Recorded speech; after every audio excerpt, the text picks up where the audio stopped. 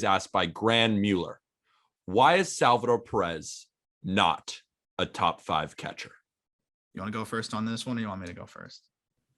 I want you to go first because, you go first because I want to roll off you, because I think I know where you're going to go with this, and I want to roll off.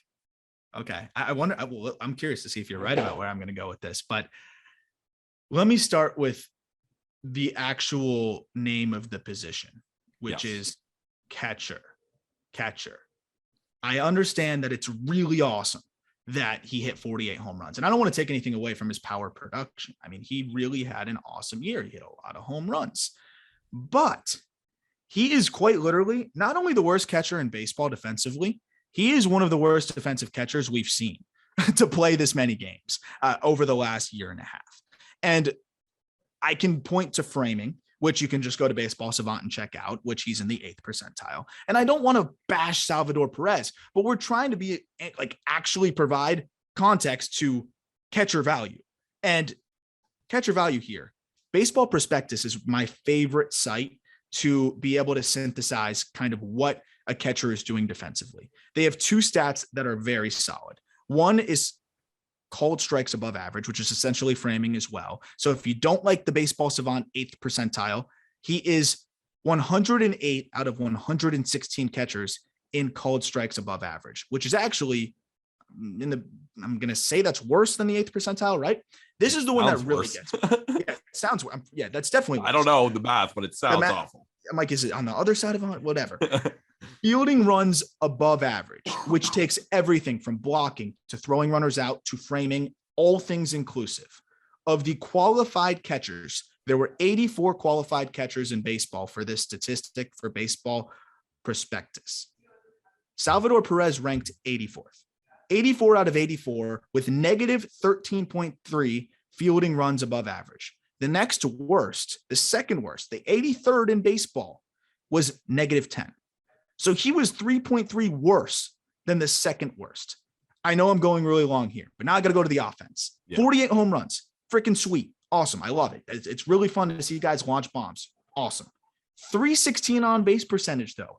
Like, how are you not walking when people should be absolutely terrified of you? And think about this. Nobody's really behind him in that order either. No protection. Why would you pitch to him? Yet they are. and he's not missing the pitches he gets to hit, but he's also like just swinging at everything. 127 WRC plus, which is good, but 48 home runs shouldn't be 27% above average. Yeah. And this is the thing that is the most telling to me, I think, the company that he's with here.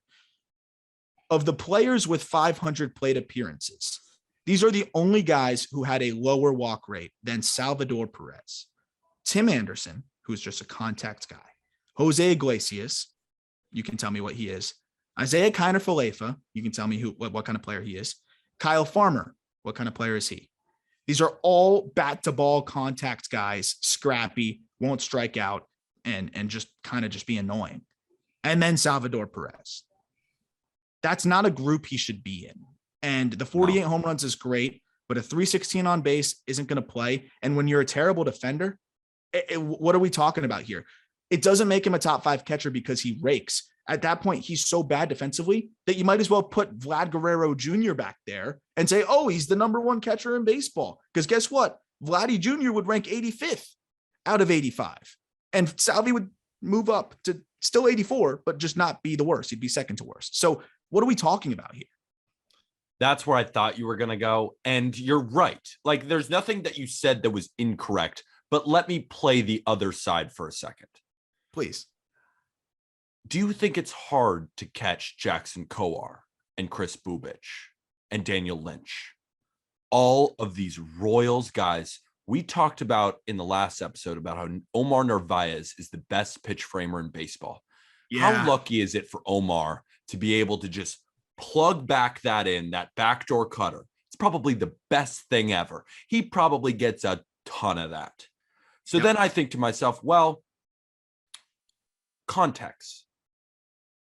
He had one of the most erratic young pitching staffs in baseball, going to make it more difficult to frame.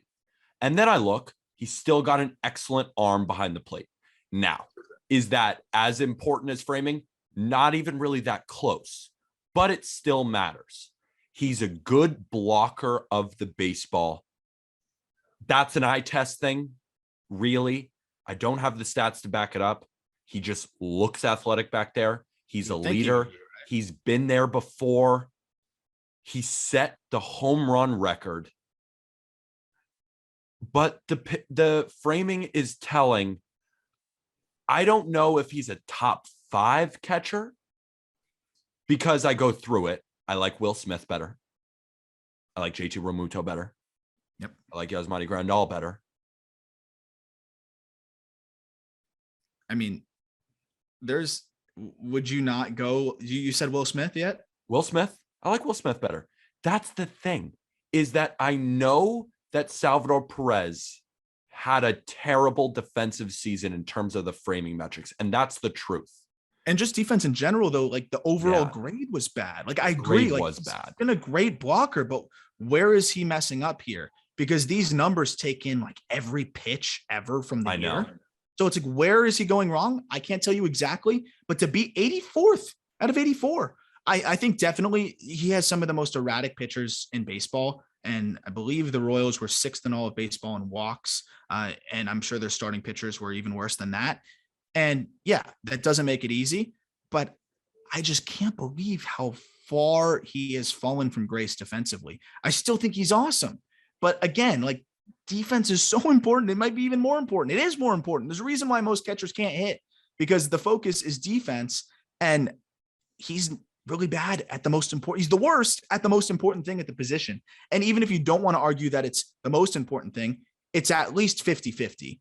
And if you're the single worst in baseball at one side of it and the single best at baseball at the other side of it, that's still not top 5.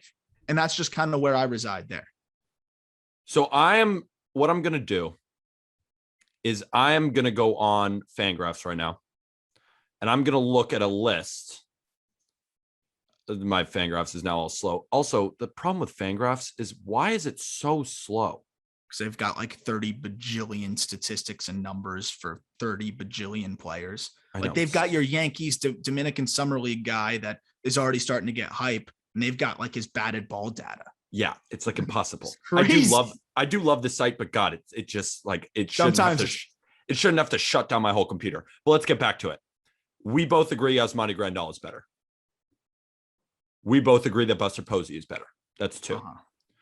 We both agree that Will Smith is better. That's 3. Mitch Garver is better. Like, is he though? I don't even want to say. I mean, he had a fantastic. I mean, he had a really great year. He had a great year this year, but I just give me Salvi. The problem with not calling him a top 5 catcher is that there's not that many good catchers. I'll go through again the line. I mean, just WRC plus leaders. He finished 6th. Zunino was another guy. I don't know if I necessarily want Mike Zunino over Salvador Perez or Jason Castro or Jake Rogers or Tyler Stevenson or Wilson Contreras. Max Stassi is a great catcher. Carson Kelly, I'm not saying that your argument is wrong, but when you really look at the catchers, I actually think he might be a top 5 catcher. Yeah, I think he's 5, maybe. You know, I'm okay with 5. I'm not saying he like is the worst. I think you're making a good point. Like he's definitely right on the brink there, and with his offensive prowess and also the intangibles, which I think are really important. You can't measure that. You can't measure that, and because of the intangibles, he's in my champion. Top 5. I was more so just making the case of like, this is why we say that he's agreed. Might not be and top you were 5. right. You were literally right. I would still say he's top 5. So even despite my entire rant, I would still say he's top 5. The position sucks. That's the thing. Sucks. And he brings a lot to the table. He brings a lot to the table that you can't quantify.